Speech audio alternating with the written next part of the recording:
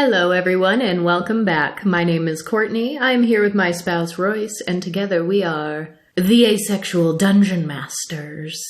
Because today we are back for another round of DnD or broadly RPG horror stories. Asexuality edition. We ourselves are avid tabletop role-playing gamers.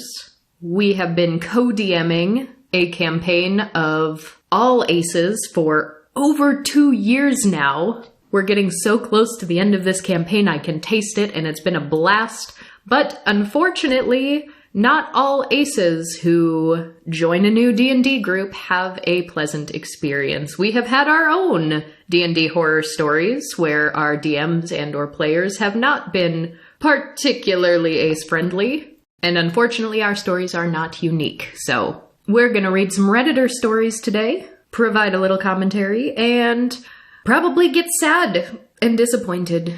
Our first story today from r/RPG Horror Stories is entitled DM Tries to Humiliate Me for My Character's Sexuality. So this is a story that happened years ago, and I didn't feel like sharing it until I read a similar story on here. Needless to say, it hit a little too close to home and got me riled up about this BS all over again. For starters, I'm a bisexual guy. I've known since I was a teenager, and while not being in the closet, I don't really bother telling anybody if it's not their business. So this day, the only people who know are my exes, my current significant other, and the people in this story. Just as a preface, I'm sorry if I go off into random details sometimes, I'm just trying to paint a full picture as I remember it. On to the story. I was playing Warhammer 40k Dark Heresy with a close friend and two of his friends from college who were twin brothers. My close friend who is DMing had gotten me really interested in Dark Heresy and 40k because I've always had lots of love for both sci-fi and horror. The twins, who I'll later be referring to by their IC names, seemed like alright dudes and I was genuinely excited to play. Now, my DM friend had always been someone who was a little too into the weird side of the internet, if you catch my meaning. I never let it bother me, though, because usually if I'd let him know he was making me uncomfortable with the things he was showing me, telling me about, he'd back off. But in this situation, I think it was the other people sharing his interests that egged him on. So we made our characters. The twins rolled a Guardian and Arbitrator combo. Max Napalm was a barbarian-like Guardian, and Alex Murphy was the Arbitrator. The player for Alex had some kind of backstory for how, as a kid, Alex was raised in the 80s action films and RoboCop was his favorite, blah blah blah. It was an excuse to just straight up have RoboCop in the game, and even though it didn't really fit in the lore, we were all fine with it. As I was making my character, a psyker, I noticed the DM had created his own character sheets instead of using the ones that came with the game. It didn't matter to me much until I noticed he added an entirely new section for sexual information. It was all things like sexuality, what genitalia they have, the size of said genitalia. I immediately told the DM I wasn't comfortable with erotic roleplay, and he said, "Oh, we're not doing anything like that. This is a sheet I have from an old campaign." I asked him if I could just strike it through then, and he said, "Well, Max and Alex already filled out those parts on their sheets, and it'd be kind of unfair for them to do that and you to get a free pass." So that's just an outright lie. Yeah, that's pretty obnoxious. I mean, I'll be real. I've never played Warhammer, but a lot of these stories aren't about the actual game. They're about people role-playing disrespectfully, and I've got a sneaking suspicion that's where we're headed with this story. That would be... I have never played a Warhammer game, but I feel like that would be an especially heavy red flag in the Warhammer setting, because I feel like that setting just has a reputation for being, like, particularly violent and brutal. Mm-hmm. Now, I will say it's not super unusual to, like, as a DM, want to know characters' sexualities, and in a lot of like queer friend groups, sometimes asexuality can be a very important part of a character. If you're with a comfortable group of people, sometimes that is how, especially younger queer people, are sometimes able to explore new aspects of their identity in a safe place before coming out in real life. But that said, even if you ask for someone's sexuality and they're like, "I don't want that to be important, I don't want to answer," that is your answer. Not answering is a valid answer to that question. I cannot for the life of me think of any respectful reason why you'd need to know what genitalia the character has and the size of said genitalia. That is like big enough red flag, leave the game before it starts, I would say. And ROP continues, I realize now that this should have been the point where I got up and walked away. But I was 18 at the time and significantly more awkward and insecure, so I just brushed it off. I just filled out my character's info like normal, and when I got to the sexual information spot, I just used average stuff for the stats, and I marked his sexuality as asexual because it felt fitting for him. When I gave my sheet to the DM, he raised an eyebrow and then proceeded to whisper to the other two players about it while laughing. Ugh. Being the awkward dude that I was, I just kind of endured it for a few before asking, is something wrong with it? The DM, laughing, hands it back to me and proceeds to talk about how I wrote asexual because I just can't get laid, and the other players erupted into laughter. I tried to defend it because obviously it's a real thing, but it was pointless. They just kept rephrasing the same joke. Eventually it got to a point where they were accusing me of being asexual for the same reason. And as much as I waited for them to let up, they didn't, and I just got more and more fed up. Eventually the jokes died down, and we finally just got on to playing the game. To be honest, the setting wasn't terrible. Our characters were all on a massive starship, and the three of us had all unwittingly stumbled onto a conspiracy of some sort. The investigation led us into the lower decks where we were confronted by some Lovecraftian horrors. Just a warning, it gets a little bit graphic here, and I'm doing my best to censor it while still getting the story across. After a few turns of combat, the DM tells me a tentacle monster of some sort had grabbed my character from behind. I asked him if I can make a check to get out of it, and he tells me, no. Since it grabbed you from behind, there's no way you could have evaded it. I'm gonna need a rule check on that. I haven't played this game, but I'm gonna need a rule check on that. Anyway, OP continues, cool. I notice at this point the other two players are snickering and looking at each other, and I ask whose turn it is, and the DM says the encounter is over. He then says, let's find out if you're really asexual though, and begins graphically describing my character being raped by, said tentacle monster. Obviously, I got pretty uncomfortable and kept asking him to stop before I eventually shouted at him, and the smug bastard said something to the effect of, it's just a game, and at least you're getting laid, dude. At this point, I've had it, and I start gathering my things to leave. The DM tries to stop me and says how we can keep playing with your virgin fantasy intact, which just pisses me off more. He then tells me it's my fault for saying I'm asexual to begin with, and it's okay to have a hard time getting laid. I eventually just got annoyed with all of this and go into a full rant about how I was just trying to play the game, and it seemed like they were starting to feel for me, but then I made a mistake by ending it by coming out as bi and saying how I'm just not super comfortable with sex-related stuff in a game like this. But just when I thought I was being taken seriously, the joke started up again. This time, though, it was just shit about how being bisexual isn't real, and how if you ever want to sleep with a guy, you're gay, period. So I just left. None of them ever contacted me again, not even the DM, who prior to this had been a close friend of mine for years. Can't really say I miss him, though. If all it took to set his sights on humiliating me was having his college buddies around, I can't say I'm too eager to ever be around him again. Yikes!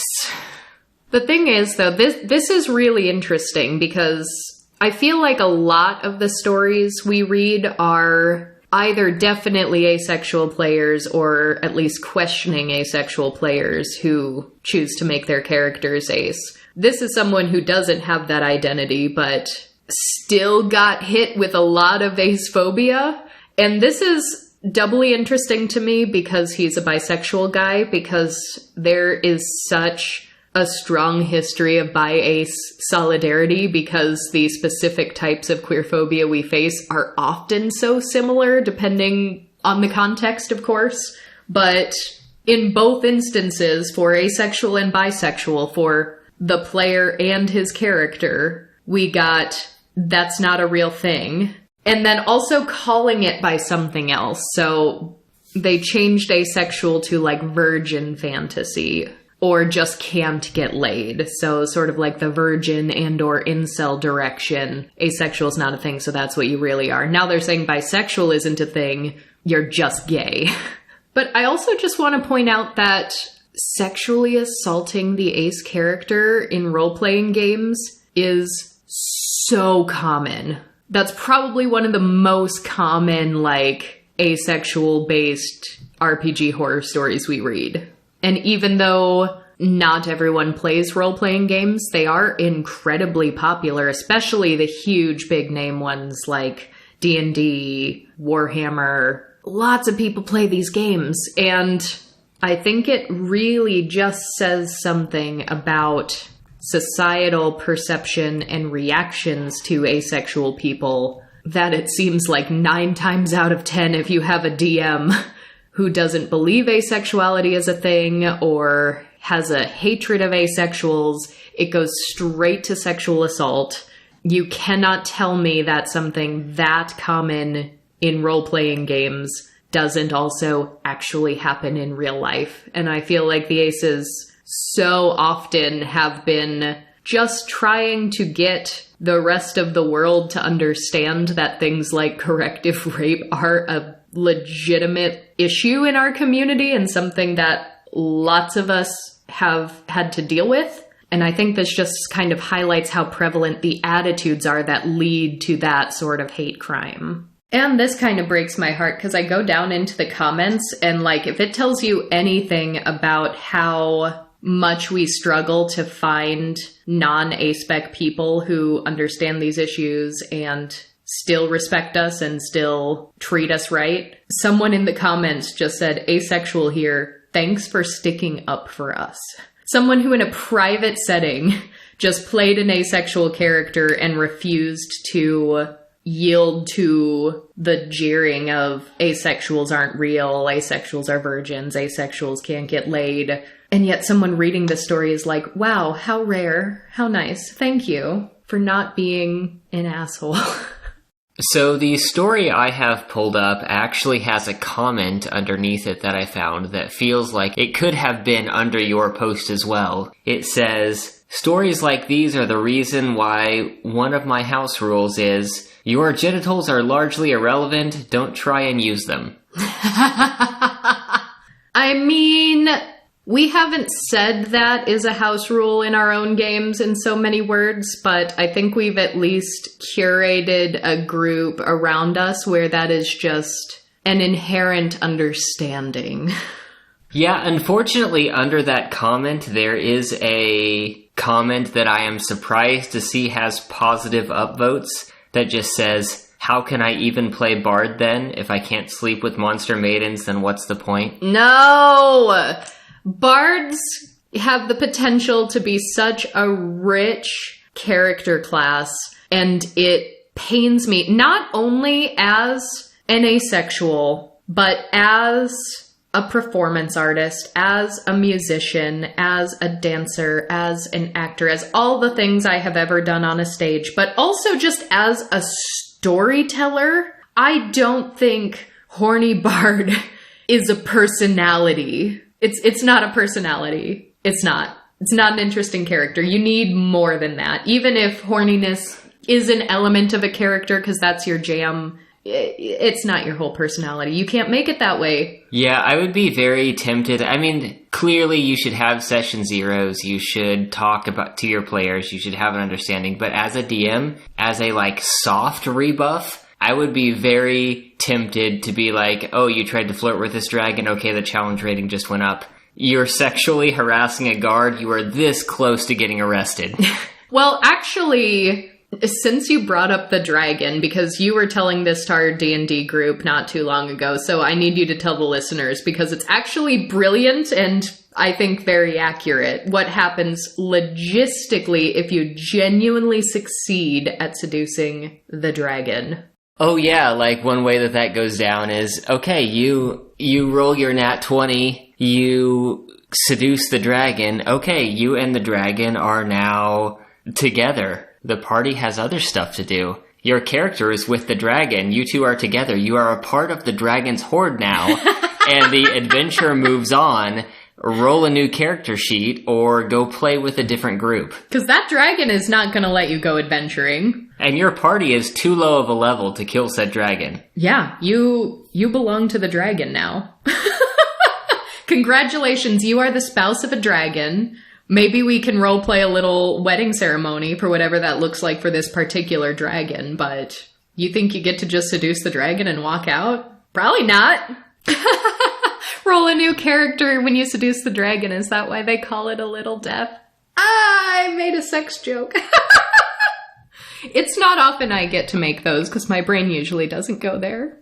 So getting into more examples of role-playing situations that I just don't fundamentally understand why people want to, do this kind of storytelling in a group setting. This one is called Not My Magical College Experience, and it is called that because it takes place in Strixhaven, which is 5th edition D&D, but it is in a subsection of the Magic the Gathering setting. Strixhaven is a college of wizards, I believe. And it says that they started out the group.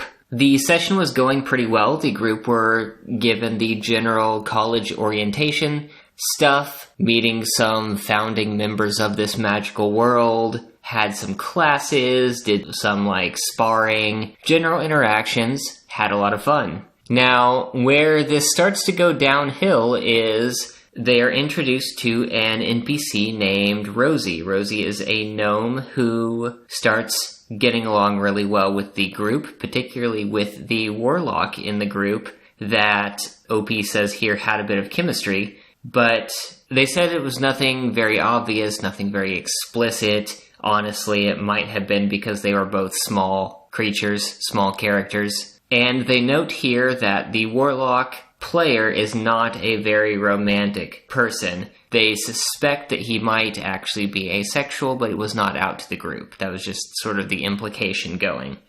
They reiterate that he wasn't interested in any sort of relationship in the game while role-playing or out of the game in person.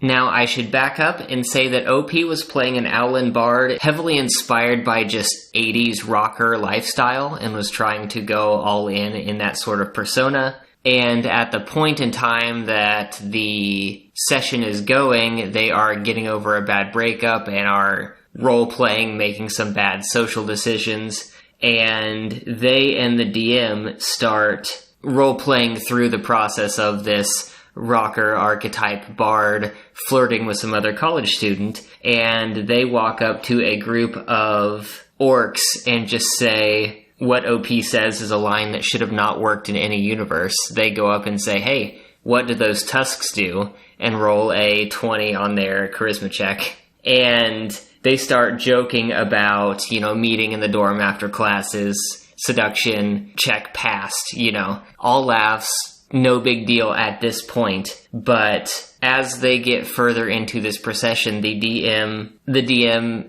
gets to the scenario, asks for a performance check, and then details what happens with this group of people, and then asks for another performance check and gives a more elaborate description, and then asks for a third one, and at this point, OP is wondering where the end is. They're surprised that they got this far into a detail of a sexual encounter and are feeling a bit uncomfortable, and the rest of the group has been somewhat roped into this encounter as well. And the situation gets around to the warlock player, who originally was joking around before this got very explicit, saying that they were ready to leave. They were ready to get out of here. And the DM positions this other character, Rosie, in opposition to him and calls for a grapple check, which the warlock fails, and then goes to detail the warlock character being sexually assaulted as a result of that failed roll. Oh, okay. So just more of that then. Yep. I did not know that's where your story was going. That's where when I had this pulled up. That's where so many of these stories. It is very common. When you just search the word asexual on RPG horror stories or D&D horror stories, 9 out of 10 of them result in someone's character getting sexually assaulted. It's tragic. And OP says here at the end of this post, I feel terrible for not speaking up. but I was already embarrassed from being in the situation myself earlier. No one was saying anything aside from the DM. Everyone just kind of sat in silence as it played out. And they say, I'm not trying to make excuses, just explaining what I was thinking to try to justify, having not done anything in the moment. To answer the obvious question, no, there was no session 0. We were all close friends and had no problems like this in any of our other campaigns, so we assumed this would be no difference. I can't believe I'm actually saying this, but thankfully the campaign fell apart immediately after due to scheduling issues. But yeah, there are a lot of situations in here where role-playing games are a different dynamic. Yes. And sometimes it can be difficult moving into that dynamic, having to suddenly assert firm boundaries when that normally isn't required in your normal everyday interactions. I don't really understand why people think that a role-playing setting is an acceptable medium to say and do things that you wouldn't do outside of a role-playing setting in the same friend group. Well, I mean, it kind of depends on, what taboos does your brain actually, resonate with, because there is, plenty of violence in D&D, and so, I can be violent in a role-playing setting when I wouldn't be violent in real life. So I guess that would follow that someone could be sexual in one setting but not another, but my brain's just never gonna go there on its own accord. Yeah, it's a different setting. I'm trying to think of parallels, but I don't know that there really are any, because nothing else that I'm thinking of is a collaborative sort of storytelling thing. Mm-hmm. I can talk to people about what they liked about movies or TV shows or how they go about playing video games, but it's not the same environment as playing a game like that together. Mm-hmm.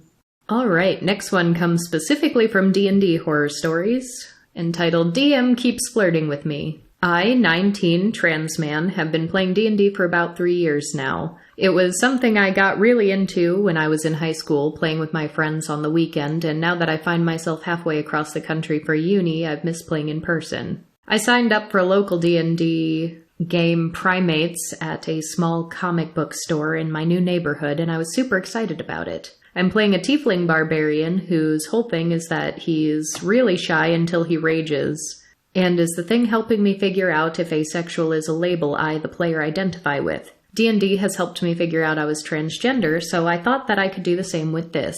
With that in mind, when I received a consent form for boundaries, I ticked OK with a romance between players and NPCs, but wrote in I'd only wanted if the characters clicked. My DM, 22, male, presumably cis because it wasn't specified where it was previously, gave me the A-OK and we began playing. The party consisted of a barbarian, a rogue, a paladin, a wizard, and a monk.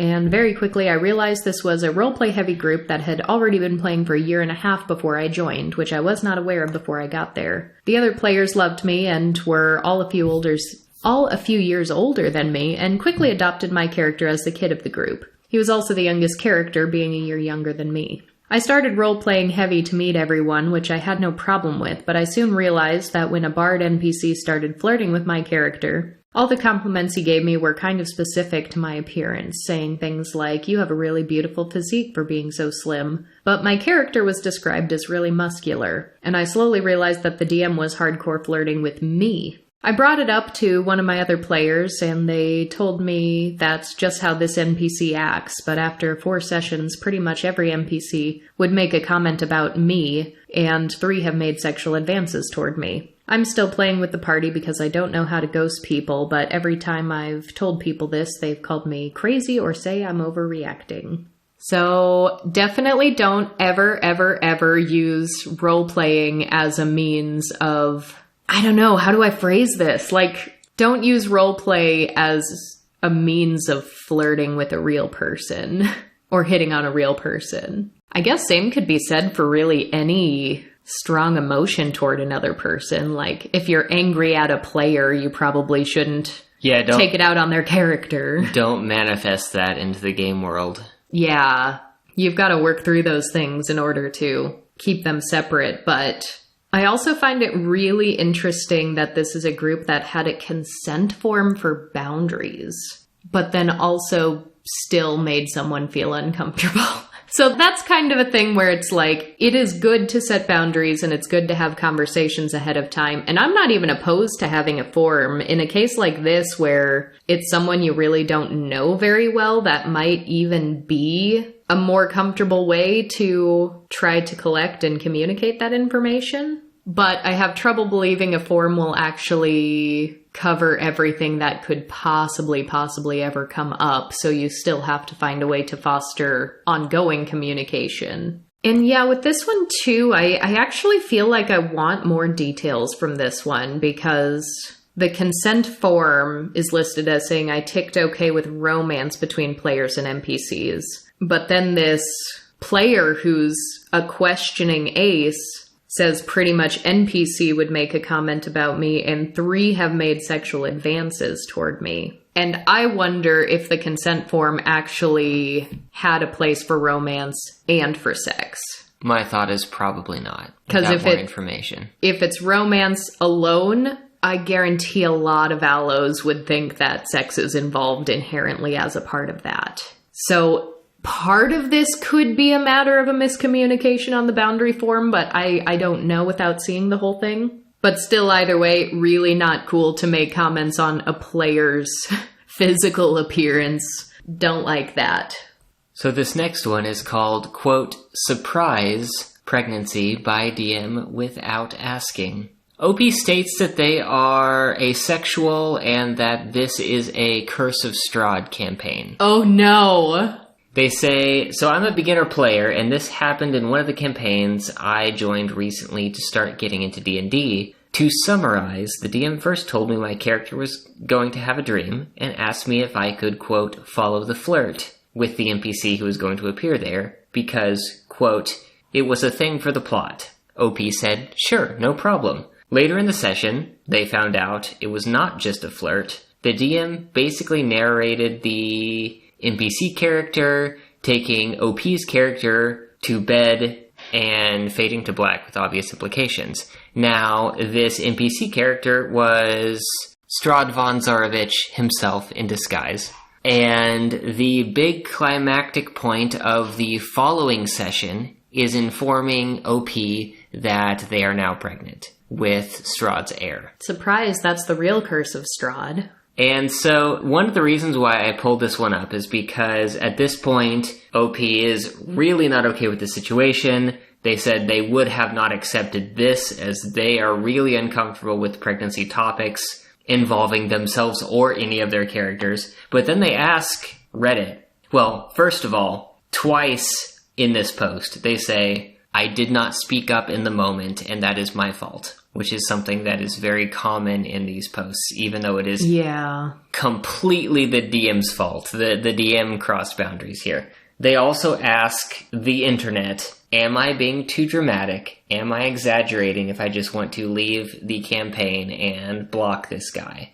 They say, I feel kind of sad because the other players are nice and fun to play with. And I really, really hate conflict, and I feel like I'm the bad one for abandoning the campaign. But I'm extremely uncomfortable with the situation. And something that we see very commonly in these D&D horror stories is the refrain of, no D&D is better than bad D&D. Mm-hmm. Like, some of these campaigns, some of these sessions can be very traumatic, they can be very emotional, they can be very bad in general, and you should not try to argue with yourself to stay in a harmful situation because you're really hopeful that fun moments will come out of the game. It can really get in your head, too, if you're in the middle of a campaign where... Sunk cost, if you've been at it for a year. Mm-hmm. But some of the comments on this were pretty good. One of the top comments says, oh no, I'm sorry, you've been caught in the DM's fetish campaign. But further on, some people who have probably played this campaign themselves, Curse of Strahd is one of the most famous 5th edition D&D campaigns. It's a big deal. Yeah. Strahd himself as the D&D Dracula, I believe, goes back to 1st edition. Mm-hmm. But There are a couple comments in here that just say, oh, as soon as I saw this, I shouted, Strahd only simps for one person, thank you. Strahd only simps for one person! That is his whole deal! That is not your random character who just woke up in Barovia. That is Tatiana and her incarnations. Spoilers! There are a lot of abortion references in here. One person was like, alright, your character is about to just consume copious amounts of alcohol and drugs. Someone linked Brat Brat Pew Pew from BoJack. Oh my gosh. Oh my gosh. See, and things like this, first of all, like, making a character pregnant, even if you take away the sexual implication, which you shouldn't, because that's a thing that needs to be... Like, you have to know that someone's uncomfortable, or someone's comfortable with that before you go there. But there's also just something very bodily about it that probably is never going to cross the mind of a DM who's just going to do this to you, because that's disrespectful, but... Well, I was just thinking about the consent form that you had just mentioned in the last one. This is a very particular type of body horror. Like, forced impregnation is a very specific type of body horror, as would be things like magical forced gender swaps and things of that nature. Like things that happen to your body that are not part of your control, that have major physiological ramifications. That is an aspect of body horror that does require some amount of consent from the people involved. Mm-hmm. And I bring that up because those are known, I guess, genres or tropes that I feel like I can identify. Like, if you were to go through aspects of body horror, like, you would find those listed in there. But also just, like, follow the flirt. Like, flirting doesn't have to lead to sex. So that was horribly communicated on the DM's part. And the thing is, with the player saying, like, I didn't speak up, this is so far over what I would say is a reasonable line of expectation for most people that it would need to be communicated ahead of time, definitely. But in any situations, even if it wasn't something this extreme, or if it was something extreme in a totally different way, like, something that can actually be very traumatizing, things that can be very shocking like that, things that can make someone very uncomfortable, you don't know how people are going to react to being put in that situation. So for much, much more minor things, I can sympathize with the argument of, like, oh, well, you didn't say anything at the time, so how can I know you're not comfortable with this if you don't say that? In some of those situations, I can understand that, but when you do take it to such an extreme like this, some people are just not gonna know how to react.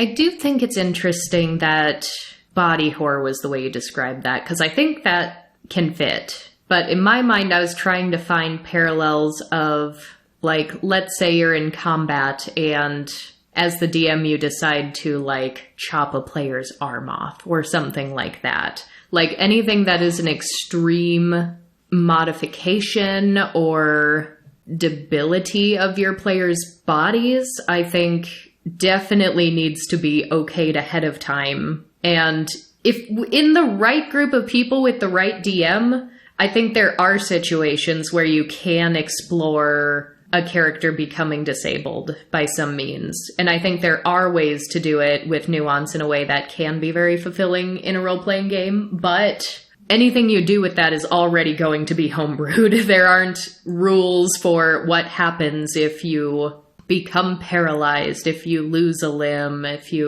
there are certain spells, like in D&D, like blind sight, but there aren't rules for, what happens if a character becomes blind in the course of a campaign, things like that. And especially in situations where maybe the DM and all of the players are able-bodied people, there are ways that can also get really, really disrespectful really fast, even if everybody is okay with playing like that. But, like, that's something that I think always is going to need a conversation. And even to a much lesser, like, bodily extent, just taking away, like, really key important items in, like, a character's build.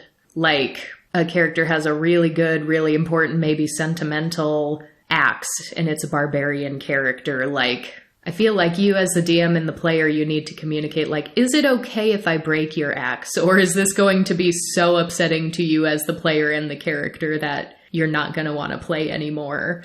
Kind of a thing. So, like, especially when it's dealing with your player's body, like, you can't just, as the DM, decide to change something so drastic about a player character's body and just expect them to be okay with that without a very serious discussion beforehand about boundaries.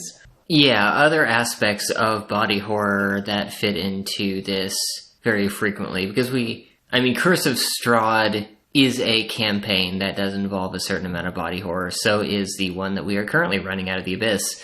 Does have a certain amount of body horror, although that tends to come with psychological. It has more psychological horror, but there are elements of gore, or the body horror comes more from the fungal or ooze-like entities that could basically break down or reshape humanoid figures in some cases. That's where I think a lot of body horror comes from in, like, horror media. But I think that if you went through analyses of the body horror genre, like the Alien franchise is very famous, and they have, parasitic organisms that burst forth from people's chests, killing them, which is a fatal pregnancy. Oh, I can see that, I guess. I have never watched it. You haven't seen Aliens? Yeah. No, I never have. That's the horror of the chest bursters. It's an involuntary pregnancy. Fascinating. And that is described as a part of the body horror genre. Yeah, makes sense to me. This next story from RPG Horror Stories is entitled, "The Time an Ace Player Was Made to Play a Porn-Inspired Character." This happened many years ago, so unfortunately I do not remember the names and classes of everyone involved. The only people really pertinent to the story are the DM and myself. We had met in high school. At some point, after the DM graduated, but I was still in high school, we were at a party with mutual friends and he invited me to join a D&D 2nd edition campaign that he already had in progress. Excitedly, I agreed. He then told me that we would meet up later. When I went to my friend's home, I had planned on playing a fighter. I had recently bought the Fighter's Handbook, and it had different fighter kits. I liked the idea of playing a wild elf because they got a strength bonus, and picking either a beast rider with a Smilodon mount, a berserker, or a samurai. This was back before the idea of a weeb ever existed, and the DM didn't like anything from an Eastern campaign, wanted Europe medieval fantasy only. Was Advanced D&D the era of, like, Oriental adventures? Because don't get me started on that. Oriental Adventures was 85, which was Advanced D&D, yes. Okay, so that's what they're talking about. A lot of harmful Orientalist tropes in that. Yeah, I guess OP didn't mention, but my thought of, you're playing D&D back in the 80s... maybe it's for the best that you don't try to do Far East characters? Maybe it's for the best. I mean, there are other great podcasts that cover these things in, like, extensive detail that you can find if you're really interested in learning about these tropes as they pertain to D&D and role-playing games. There's, like, the Asians Represent podcast. DM Steve is one of the guys who goes through and just reads the book and talks about everything wrong with it.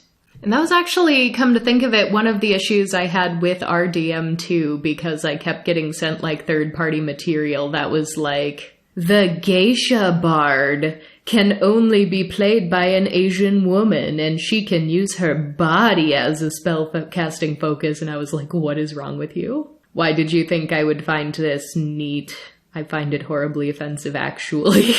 Anyway, OP continues. I got there and told him I wanted a fighter, but he said they already had a few close combat classes. DM then told me that they needed a healer and I had to be a cleric. I told him my concerns, and he told me that he would help me with spells, but to mostly choose healing spells. I told DM that I didn't know about gods or anything else. He then told me he pretty much had a character idea for me already. DM's character idea was a human cleric of a god of fertility. He gave me the names of the porn star that he had in mind. Unfortunately, DM didn't realize I was asexual, never watched porn, nor had any desire to, so I had no idea who he was talking about. DM told me that in all this person's movies, they only wore a bathrobe/towel of a certain color. So even though I was a cleric and could wear armor, I had to walk around in a towel everywhere. Rip your AC. Right? Yeah, also, again, this is leave the campaign before it starts. You were just presented with so many red flags. All of them. A sea of red flags. OP continues, I'll use the name of the star that's well known today and say my character was named Sister Daniels. Am I supposed to know who that is? Is that a Stormy Daniels reference? Oh, is that a Stormy Daniels reference? The one porn star Cleric. I actually know. Quick, what spells would a literal Stormy Daniels cleric have? Control weather. Can clerics do control weather? Or is that just wizards? Yes, high-level clerics can cast control weather. That's why they are highly formidable opponents against former presidents. I can see why this OP would shy away from being spellcasters as a newer player, too, because you just have less you need to keep track of. I did that as well. I mean, and I've played a lot of RPGs. I just didn't have good access to the material. So the first couple of times we played D&D, I played a rogue for a one-shot and a barbarian. Mm. And part of that, I guess, is also for variety, because I tend towards magic in video games. Mm-hmm. Yeah, which honestly, for people who really, really do like spellcasters and are much newer, I think warlocks are fabulous for them. Because you do not get a lot of spell slots, so you get really well acquainted with a few particularly good spells that you have to use strategically. Anyway, we have Sister Daniels. The DM really liked for casters to come up with their own spell incantations and awarded XP for roleplay. He told me that a big part of my role playing a cleric was giving speeches in town and attempting to convert the townsfolk. For my incantations and speeches, he insisted I use a lot of sexual innuendo. I went along with it because he was a friend I knew for a while. I knew he was usually a player and rarely DM'd, so I wanted to be supportive. I also thought, how bad could it be? I know, I triggered a flag by saying this. I also wasn't in a campaign and wanted to play. I hadn't heard the phrase, no D&D is better than bad D&D yet. It sounds like this person had a character concept that, honestly, he just needed to play with a group who was okay with that character being in the campaign. You don't, as the DM, get to say, here is your character, here's how to roleplay them. I show up to the session where all the players are also either friends the same age as the DM, 3 to 4 years older than me, or I had at least met before. So I introduced my character as Sister Stormy Daniels. Aha! It was Stormy Daniels. She is going to help convict so many corrupt politicians and failed businessmen. Cleric of blah blah fertility god. Then proceed to describe her appearance based on whatever DM told me that she looked like and say she is in just a towel. We head out on a journey to the next town a few days away, and everyone in armor and gear, while Sister Daniels is, again, just in a towel with her god's preferred weapon, like a spear, club, whip, short sword, stiletto, etc. My sermon/speeches involved not only blessings for pregnancy and easy childbirth, but also increased male size, bedroom stamina, satisfaction, breast size, suggested sexual position, exercises, and the like. During combat, my attacks came with prayers to feel the ecstasy of my shaft penetrating their body, and the like for piercing weapons, or inviting them to be smashed by bludgeoning weapons in which my club looked very much like a certain purple bat that would later appear in the Saints Row series. What is that? The Saints Row series went viral at one point. Saints Row was kind of like Grand Theft Auto. Yeah. And one of the Saints Row games had a giant dildo as a bludgeoning weapon. Oh no. Terrible. DM also liked for casters to roleplay invocations and prayers with spell, so guess what? My spell prayers were also filled with innuendo. Prayers for allies to heal up and regain the stamina to go for another round of action, stiffening them up for protection, for the enemy to go flaccid and weak, flee before a superior divine figure, etc. I know this is filled with many red flags, but I explained it away because I was young and DM was a friend. I wanted to be supportive since he didn't DM much. They needed a healer. I didn't want to disappoint and all that. Again, I was ace, so a lot of this innuendo was lost on me. Oh, poor thing. I get it, though. I get it. I couldn't tell how dirty my roleplay was. I just modeled it after what I heard people in school saying. I was undiagnosed at the time, but I am also autistic, and if I was making anyone uncomfortable, I didn't pick up on it. Periodically, DM would ask me to tone it back, but I didn't know what I was doing wrong. I was just doing what he told me to do. I didn't think I was any worse than the examples he gave me when we were creating the character. But again, I figured I must be missing something. At least one thing I was missing was his mother kept coming within earshot behind all the players, but within view of DM. I only went for 2 sessions. After that, 2 weeks went by and I didn't hear anything. So I called the DM and he told me they had met just a few days before. When I asked why he didn't let me know, he made an excuse that he thought someone else was going to let me know and he doesn't call anyone. They call him and ask, so he suggested I call him a few days before our planned session date and ask. I started doing that and it kept being that I was calling too early, so to try later. Soon I was calling 2 days before, the day before, and the day of just to be told no or to be told yes then no. This got old really fast because it got in the way of me doing anything else, so I just stopped calling after about 2 weeks. Not long after that, the campaign fell apart. Over the next few years, I tried a couple more campaigns with him as the DM, but that rarely went anywhere. One of the examples OP goes on to say is that they were finally able to play a monk character, but that, quote, he also told me that in order to play up that I was not from the standard land, but from a different country, I would have to try to mimic a Chinese accent. Oh, yikes!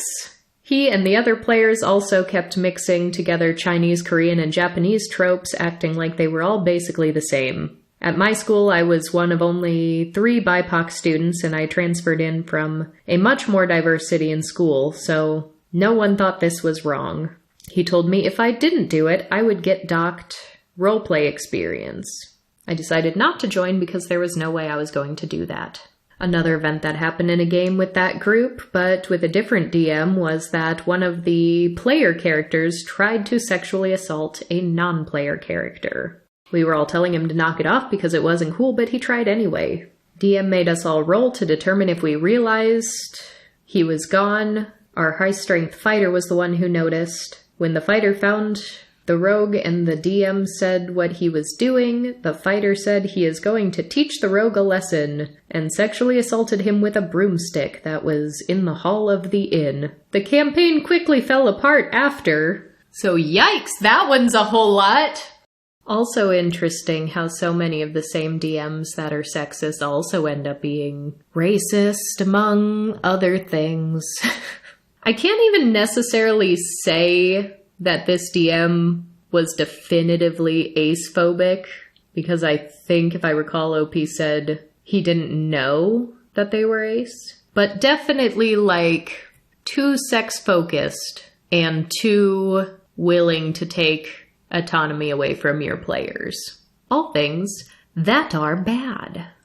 And on that note, today we would like to feature a gaming-related marketplace vendor. So big shout out to the Arrow Ace-owned Gremlin Woodworks, where you can get handmade wooden writing tools, personal accessories, tabletop gaming, and household items. We personally ordered a really, really cool dice box that was painted in the colors of the Asexual pride flag. These are just beautifully worked little wooden boxes that magnetically slap together, so they're very secure. Hold your dice in them.